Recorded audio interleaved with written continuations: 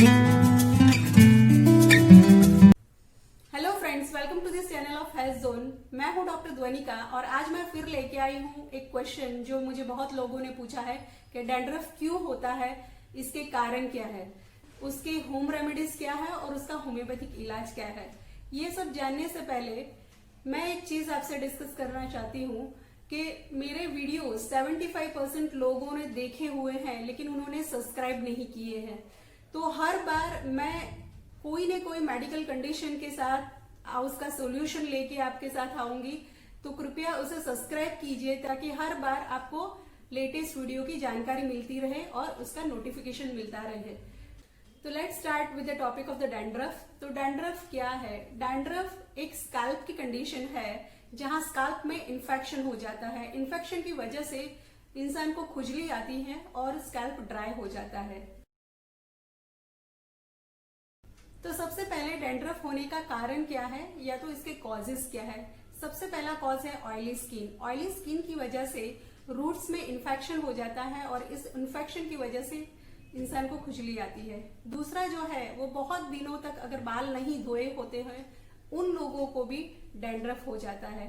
तीसरा ये है एक ऑटो इम्यून डिजीज जिसका नाम है सोरियासिस, या तो फिर एक्जिमा की वजह से भी डैंड्रफ हो जाता है, या तो कोई हेयर प्रोडक्ट्स की सेंसिटिविटी की वजह से भी डैंड्रफ हो सकता है, या तो कोई ऐसी प्रोडक्ट्स और केमिकल प्रोडक्ट्स जो हम बालों में यूज करते हैं इसकी वजह से भी स्कैल्प ड्राई हो जाता है और डैंड्रफ हो जाता है।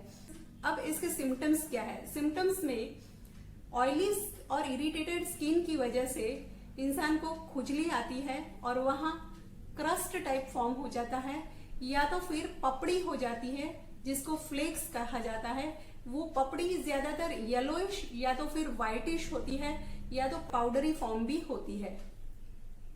अब इसकी होम रेमेडीज क्या है? तो सबसे पहले इसकी होम रेमेडीज में आप ट्री टी ऑयल लगा सकते हैं। इसके अलावा आप ऑलिव ऑयल भी अप्लाई कर सकते हैं और एलोवेरा भी यूज कर सकते हैं। एप्पल सीडर बहुत ही अच्छा डैंड्रफ में काम करता है। इसको डायरेक्टली अप्लाई कर सकते हैं, कुछ मिनटों तक रहने देने के बाद शैम्पू कर ले तो उससे भी डैंड्रफ में बहुत ही फायदा होता है, या तो फिर सैलिसिलिक एसिड कंटेंट वाला शैम्पू यूज करें, उससे भी डैंड्रफ चला जाता है।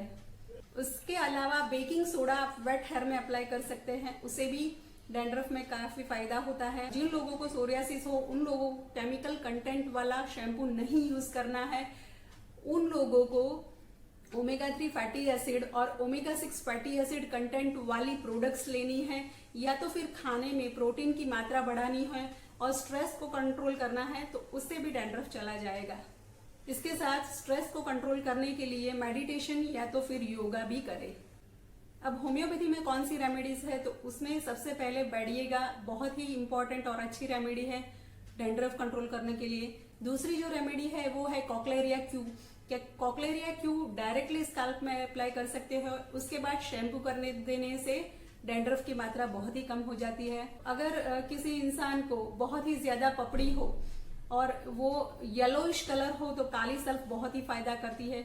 अगर वो पपड़ी व्हाइटिश है तो थूजा का बहुत ही अच्छा रिजल्ट है। थूजा 30 पावर में बहुत ही अच्छा काम करती है। इसके अलावा अगर किसी इंसान को बहुत ही खुजली आती है और व्हाइटिश फ्लेक्स या तो व्हाइटिश पपड़ी निकलती है तो उसके लिए थूजा 30 सुबह शाम लेने से बहुत ही अच्छा डैंड्रफ में रिजल्ट मिलता है। अगर पपड़ी पाउडरी फॉर्म में हो तो फॉस्फोरस 30 से बहुत ही अच्छा रिजल्ट मिलता है। अगर आपका स्कैल्प ऑयली है तो सोराइनम रेमेडी बहुत ही फायदेमंद है। विनका माइनर अगर डर्मेटाइटिस हो तो बहुत ही अच्छा काम करती है। इसके अलावा मेजेरियम अगर क्रस्ट फॉर्म हो जाता है बहुत ही अच्छी रेमेडी है। इसके अलावा अगर स्कैल्प ऑयली है तो psorinum is one of the best remedies. तो ये सब रेमेडीज से डैंड्रफ क्योर होता है।